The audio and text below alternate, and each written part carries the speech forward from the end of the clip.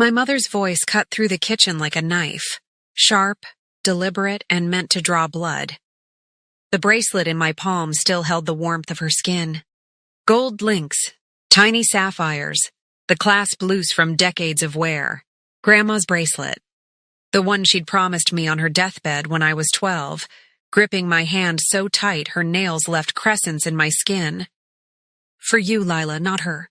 You keep it safe. I didn't steal it. She planted it. The security camera footage would prove that. The timestamp read 3:17 p.m., 23 minutes before she stormed into the living room screaming for my father to call the police. 23 minutes before my little brother Jake looked up from his homework and said, "Lila didn't take it. Mom put it in her bag when she hugged her." If you've ever been the family scapegoat, the one who gets blamed before the facts even land, hit subscribe and tell me where you're watching from. Because this is the story of how I stopped letting her rewrite my life. My name is Lila Carter. I'm 28 years old and I run a small estate sale business in Portland, Oregon. I spend my days sorting through other people's memories, china sets with hairline fractures, wedding rings tucked in velvet boxes, letters tied with ribbon. I'm good at spotting value. I'm better at spotting lies. The day that changed everything started like any other. I was packing up my tools after pricing a collection of mid-century modern furniture in southeast Portland. My phone buzzed with a text from my mom. "Family dinner at 6. Don't be late." "No, please. No. How are you?" Just the command and the implicit threat. Because in the Carter house, lateness was next to sinning. I should have known then. I should have seen the setup coming. But I went. I always went. This wasn't the first time. It was just the first time she'd used Grandma's bracelet as the weapon. The pattern started when I was 8. That was the year my mom decided I'd stolen $20 from her wallet.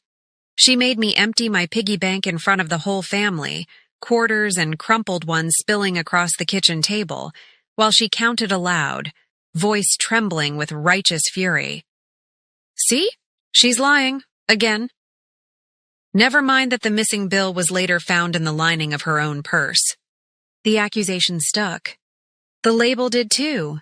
By 12, it was my fault when the neighbor's cat scratched their couch. Lila must have provoked it.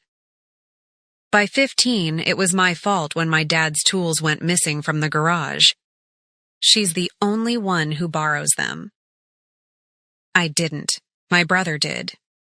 But Jake was golden. Straight A, altar boy, future Dr. Jake.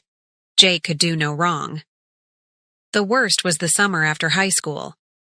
I'd saved up $650 from my part-time job at the library, hiding it in a shoebox under my bed. One Saturday, my mom came into my room while I was at work. She borrowed $300 to cover a late utility bill. "You owe me," she said when I asked for it back. "Family doesn't charge interest." I never saw that money again. I learned to document everything after that. Receipts, screenshots, a locked drawer in my desk with a ledger of every dollar, every promise, every lie, but some things you can't put in a spreadsheet. Like the way my dad would sigh and look at his shoes when she started in on me. Like the way my aunt would pat my hand and say, "Just let it go, sweetheart." Like the way I started believing, just a little, that maybe I was the problem. The dinner was meatloaf, dry, overcooked, the kind of meal that felt like punishment. I arrived at 5:58 p.m., keys jingling as I let myself in. The house smelled like burnt onions and Febreze, my mom's attempt to mask the cigarette smoke she swore she'd quit. Jake was already at the table, scrolling through his phone. Dad was in his recliner, the news droning. Mom was in the kitchen, stirring gravy with a wooden spoon. "You're cutting it close," she said, not looking up. "Traffic on Powell." I lied. The truth was I'd sat in my car for 10 minutes, stealing myself. She set the gravy boat down with a clink. "Your brother's pre-med exams start next week. He could use some quiet." Translation: Don't cause a scene. I washed my hands in the sink, the water running too hot. The bracelet was on the counter. Just sitting there. Grandma's bracelet. The one I hadn't seen since the funeral 3 years ago. The one my mom had lost in a deep clean of the attic. That's new, I said, drying my hands. Oh, this? She picked it up, let it dangle from her fingers. Found it in a box of old jewelry. Thought I'd wear it to book club tomorrow. My stomach twisted. You told me it was gone. Did I? She smiled, all teeth. Must have slipped my mind. Jake glanced up. That's Grandma's, right? The one she... Pass the rolls, Jacob, Mom said, sharp. Dinner was a minefield of small talk. Jake's internship. Dad's golf handicap. My business. So, when are you going to get a real job, Lila? Because of course. I excused myself to use the bathroom at 6:42 p.m. My bag was on the hall table where I'd left it. A crossbody purse zippered shut. I didn't check it. That was my first mistake. The scream came at 6:57 p.m. I was rinsing my plate in the sink when my mom's voice shattered the quiet. Leila Marie Carter, what did you do? Dad jolted upright. Jake's fork clattered to his plate. I turned, slow, like I was moving through water, and there she was. Standing in the doorway, face red, hand clenched around the bracelet. You stole this, she hissed. I knew you couldn't resist. Sick, selfish girl. My pulse roared in my ears. What? No, I didn't. It was in your bag. She hurled it at me. Gold links scattered across the tile. I saw you eyeing it earlier. Couldn't wait 5 minutes after I put it down, could you? Mom, I didn't. Dale, she snapped at my dad. Call the police. Jake stood up. Mom, stop. Lila wouldn't. Stay out of this, Jacob. Her voice was steel. She's been taking things for years. This time she's going to face consequences. My dad reached for the phone. My hands were shaking. Dad, don't. I didn't take it. She's lying. Prove it, my mom spat. That's when I remembered the cameras. 3 years ago, after the missing $300, I'd installed a security system in my parents' house. Ostensibly, it was a gift. For safety, Mom. Portland's getting rough. But really, it was insurance. 4 cameras, motion-activated, cloud backup. I pulled out my phone. Opened the app. Scrolled to the hallway feed. There it was. Was it p.m.? Me, walking in, setting my bag on the table. Mom, following me into the kitchen. Then, there, her slipping back into the hall. Pausing by my bag. Glancing over her shoulder. Unzipping it. Dropping something inside. The timestamp read 3:18 p.m. Check the footage, I said, holding out my phone. Right now. My mom's face went slack. That's not... It's time-stamped, I said. And it's not the only one. I called it Operation Paper Trail. For years, I'd been collecting proof. Not just for the bracelet.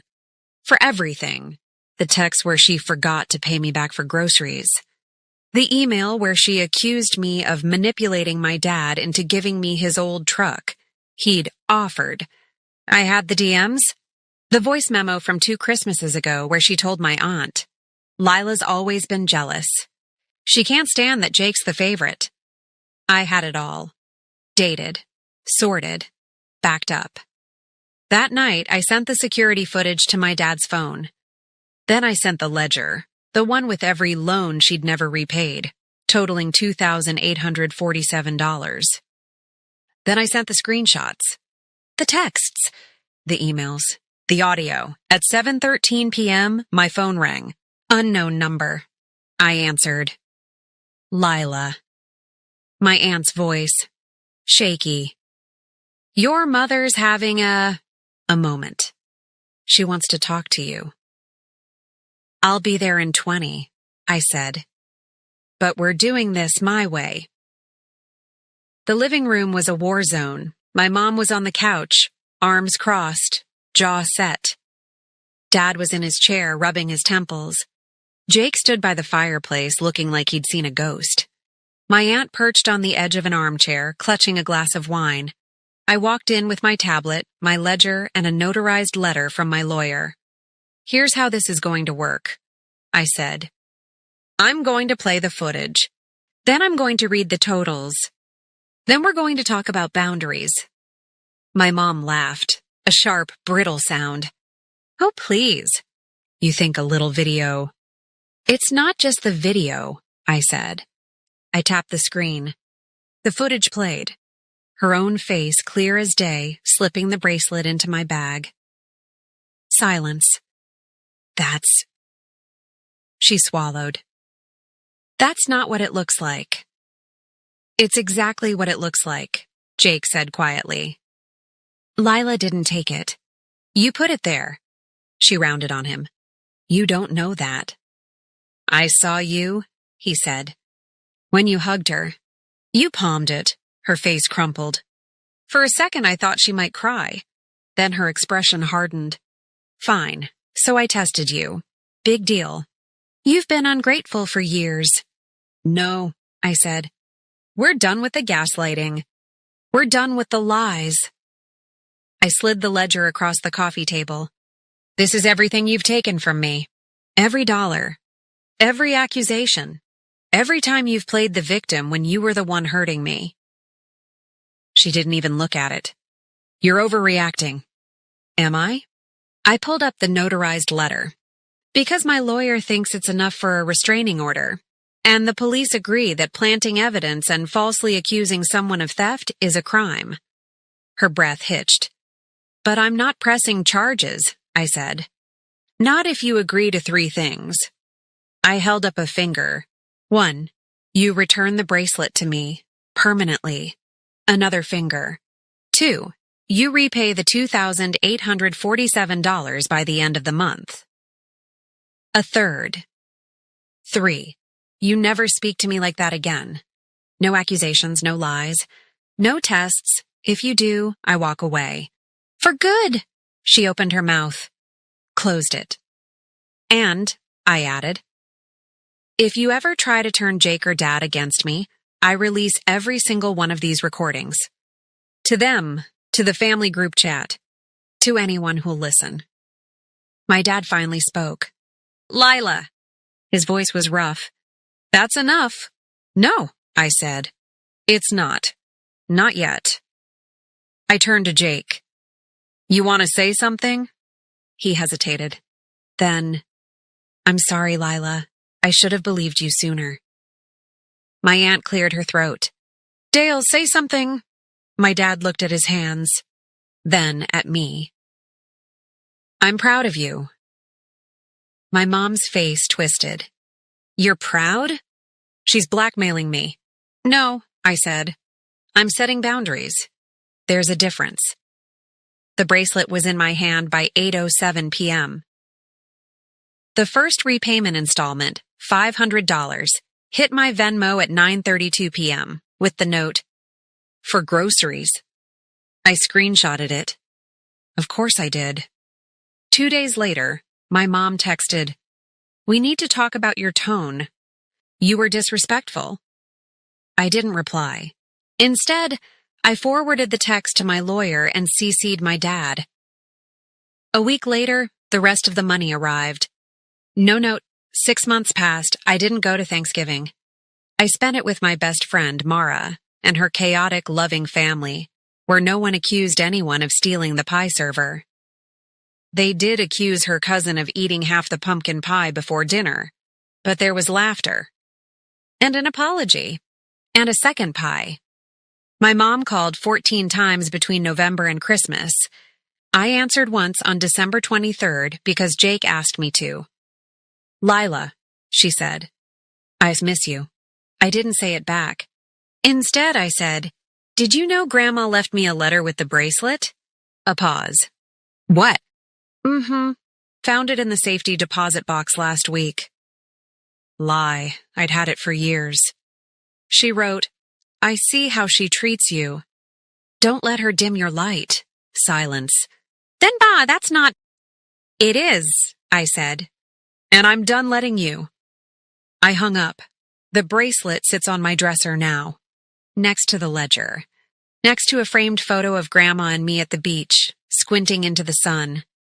Sometimes when I'm pricing estate jewelry for a sale, I'll pick it up. Run my thumb over the sapphires. Remember the weight of it in my palm that day, the warmth of her skin, the cold of her accusation. I don't wear it. Not yet, but I will. When the time is right. If you've ever been the one holding the receipts while the world calls you a liar, drop a comment below. Where are you watching from? And what's the one piece of proof you wish you'd kept? Because here's the thing about truth. It doesn't need your permission to be real. But it does need you to speak it. Hit subscribe. And keep your receipts.